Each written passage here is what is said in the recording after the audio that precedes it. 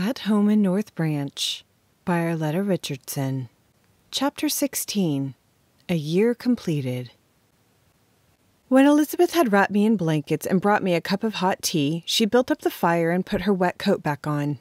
"I'll go get Mrs. Williams," she told me. "Will you be all right?" I nodded. My teeth were chattering so hard from the cold and shock that I had not even been able to talk to her. In a very short time, Ma Williams arrived.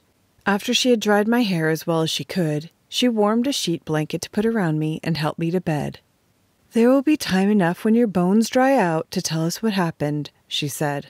"Elizabeth only had time to say that she fished you out of the river." She eyed me carefully.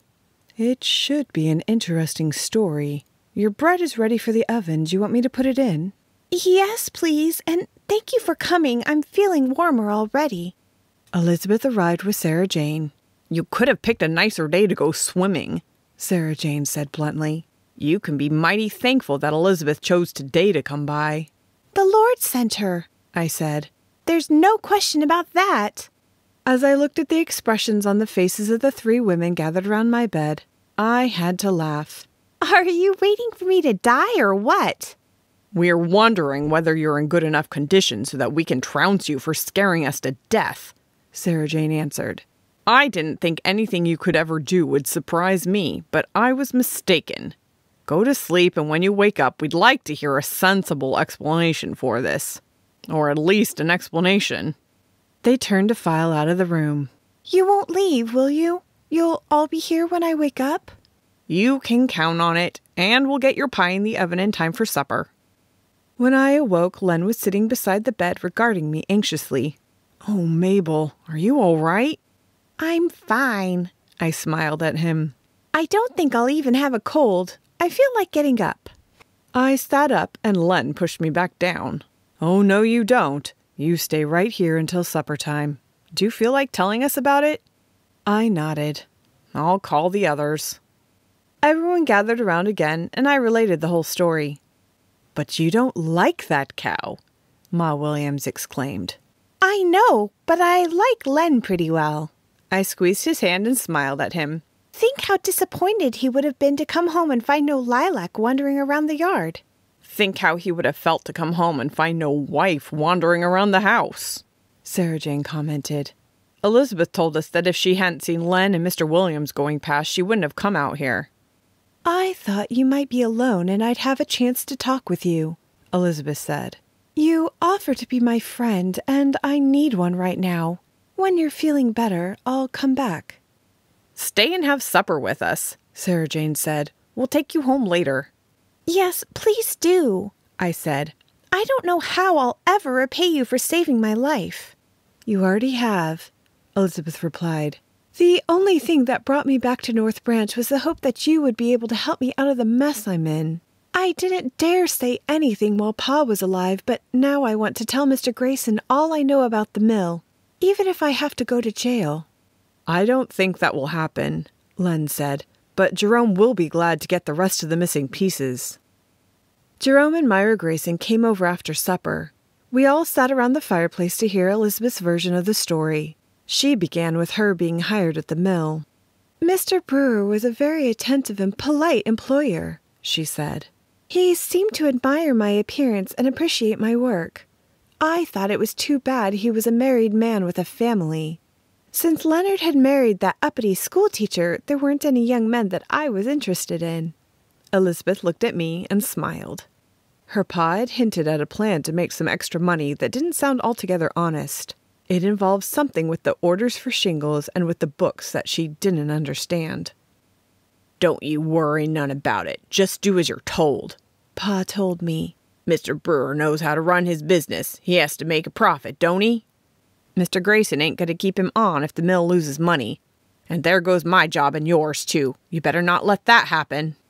So Elizabeth had remained silent and had done as she was instructed. What would happen if she were implicated in something dishonest? She didn't want to consider. But when Cy spelled out her part in the plan, Elizabeth protested. "Pa, I can't leave the safe open.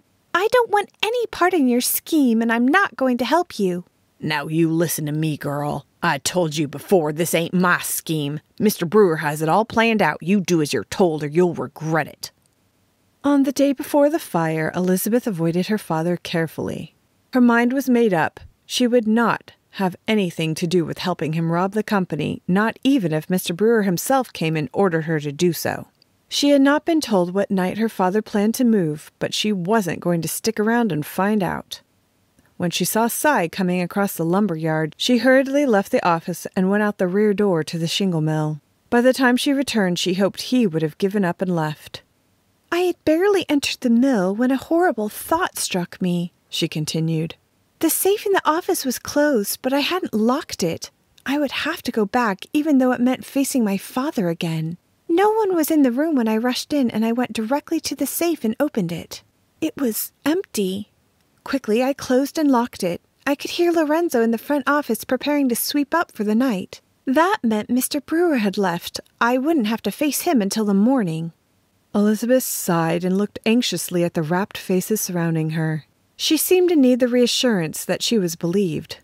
"Your story coincides with what Lorenzo told us," Jerome said. "But you didn't leave that night. Tell us what happened next." Relieved, Elizabeth went on with her tale. She had returned to her rooming house in great agitation. Should she tell Mr. Brewer of her discovery or pretend that she knew nothing about it? As she paced her small room that night, she fervently wished that she could be somewhere else, preferably in another hemisphere. Perhaps, she thought, her father had not entered the office. Mr. Brewer could have come and gotten the money and taken it to the bank. Tomorrow she would ask him as soon as he came in. Feeling much more at ease, Elizabeth decided to go to bed. On the way to work the following morning, the first person she met was her sister, Julianne. The child was blue with cold and decidedly unhappy. Mom made me come over here to ask you where Pa is, Julianne said. She says to tell him to get on home. We don't have any heat. Tell her I haven't talked to Pa since day before yesterday, Elizabeth replied. I don't know where he is, and I don't care. Elizabeth was not pleased. This meant that her father had not been home the night before. She approached the office with trepidation. If she asked Mr. Brewer about the money and he had not taken it to the bank, she would have revealed that it was gone. A cold knot settled in her stomach. When Roland hadn't appeared in the office by the afternoon, Elizabeth decided to visit the bank herself and see if a deposit had been made. No, Mr. Curtis told her, no money had been put in the mill account. By late afternoon, Elizabeth said, I had made up my mind to disappear, as my father had done. There was nothing I could tell them about the missing money, and I wasn't inclined to take the blame for it. The encounter with Mabel was a surprise. If I hadn't been so frightened, I would have accepted your offer of friendship gratefully. But I figured it would have to wait. So I walked to the nearest junction and took the train south. There was silence in the room when Elizabeth finished her story. We all felt a sense of relief that the facts were complete and that she had chosen to come back, even though she feared punishment. Jerome felt that Elizabeth's story would assure Roland Brewer's conviction, and he did not wish to bring any charges against her. On the contrary, he gave her a job. Elizabeth told me about it the next day. Mr. Grayson wants me to work in his office, she said happily. He trusts me even when he knows what I did. I deserve to be punished. We all do, I said. I may not have done the same things you did, but in God's sight I have been just as guilty. It feels good to be forgiven, doesn't it? This has to be one of the best things that has happened this year, I said to Sarah Jane later. It's too bad it takes a tragedy to bring peace between people, but it shows that God can bring good out of evil. Sarah Jane nodded. He can if we let him, she agreed. But if you hadn't obeyed his leading when you felt like you should go and make things right with her, there's no way that Elizabeth would have been near your house in that horrid weather. As many times as I've read parts of the Bible, I am still amazed by the everyday, up-to-date, that could be me quality of God's Word. God is the same, yesterday, today, and forever, Len reminds me. Human nature doesn't change with the passing of the centuries. Why should God or His Word? He's right, of course. Nevertheless, the same feeling overwhelmed me this morning as I read the story of Joseph's brothers.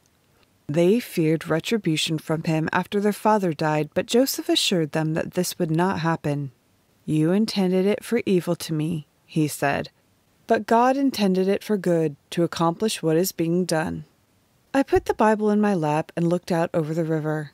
It ran placidly on its way, scarcely rippled by the wind. My mind drifted back over the year that had passed since Sarah Jane and Thomas had come to North Branch. Now I could view things as God had seen them all along, the end from the beginning, and I was grateful to be able to see the good and try to forget the evil. End of chapter 16. End of At Home in North Branch.